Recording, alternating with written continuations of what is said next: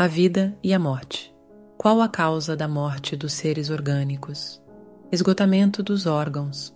Poder-se-ia comparar a morte à cessação do movimento de uma máquina desorganizada? Sim, se a máquina está mal montada, cessa o movimento. Se o corpo está enfermo, a vida se extingue. Por que uma lesão do coração mais depressa causa a morte do que as de outros órgãos?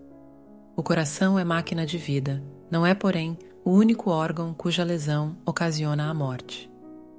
Ele não passa de uma das peças essenciais, que é feito da matéria e do princípio vital dos seres orgânicos, quando estes morrem. A matéria inerte se decompõe e vai formar novos organismos. O princípio vital volta à massa de onde saiu. Morto o ser orgânico, os elementos que o compõem sofrem novas combinações, de que resultam novos seres, os quais aurem na fonte universal o princípio da vida e da atividade, o absorvem e assimilam, para novamente o restituírem a essa fonte, quando deixarem de existir. Os órgãos se impregnam, por assim dizer, desse fluido vital, e esse fluido dá a todas as partes do organismo uma atividade que as põe em comunicação entre si, nos casos de certas lesões, e normaliza as funções momentaneamente perturbadas.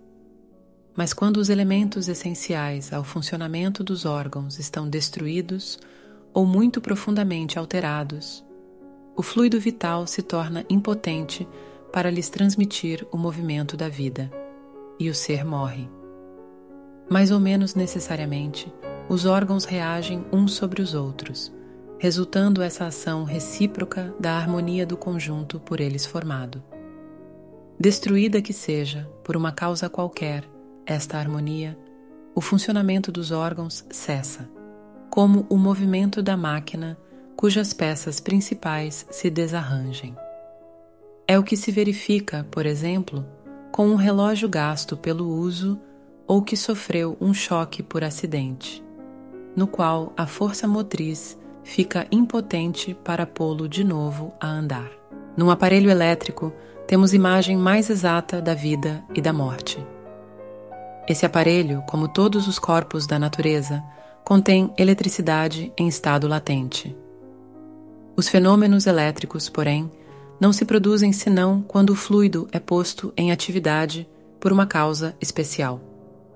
Poder-se-ia então dizer que o aparelho está vivo. Vindo a cessar a causa da atividade, cessa o fenômeno. O aparelho volta ao estado de inércia. Os corpos orgânicos são, assim, uma espécie de pilhas ou aparelhos elétricos, nos quais a atividade do fluido determina o fenômeno da vida. A cessação dessa atividade causa a morte. A quantidade de fluido vital não é absoluta em todos os seres orgânicos. Varia segundo as espécies e não é constante, quer em cada indivíduo, quer nos indivíduos de uma espécie. Alguns há que se acham, por assim dizer, saturados desse fluido, enquanto outros o possuem em quantidade apenas suficiente. Daí, para alguns, vida mais ativa, mais tenaz e, de certo modo, superabundante. A quantidade de fluido vital se esgota. Pode tornar-se insuficiente para a conservação da vida, se não for renovada pela absorção e assimilação das substâncias que o contêm. O fluido vital se transmite de um indivíduo a outro.